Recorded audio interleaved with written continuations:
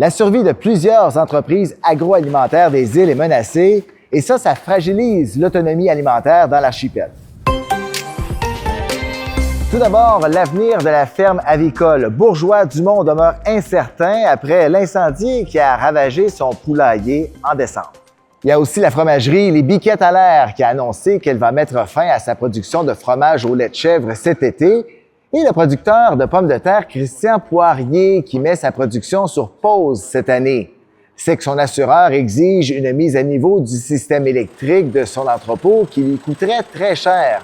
Les entreprises réclament des subventions mieux adaptées à leur réalité. C'est toujours un message qu'on entend beaucoup de la part de nos entrepreneurs, de s'assurer que les programmes répondent bien à leurs besoins, prennent compte de leurs défis, de l'insularité.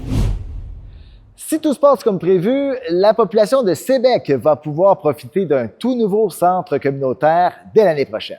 La municipalité a récemment eu la confirmation de Québec qu'elle aurait les fonds nécessaires pour la construction d'un nouveau bâtiment. Le centre communautaire de Sébec a été entièrement rasé par un incendie d'origine criminelle. C'était à l'automne 2023. Le nouveau bâtiment sera un complexe municipal où l'on va aussi retrouver des bureaux administratifs et un espace dédié aux familles. C'est un besoin essentiel, puis c'est quelque chose qu'on avait déjà avant aussi. Là. Les gens s'étaient habitués à les mariages, les parties de Noël, on diffusait des spectacles, il y avait une troupe de théâtre qui jouait là.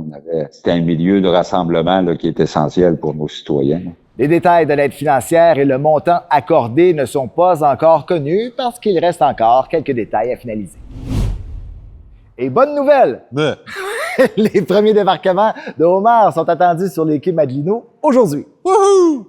La 151e saison de pêche s'est ouverte en fin de semaine aux îles après un report d'une semaine en raison du printemps froid.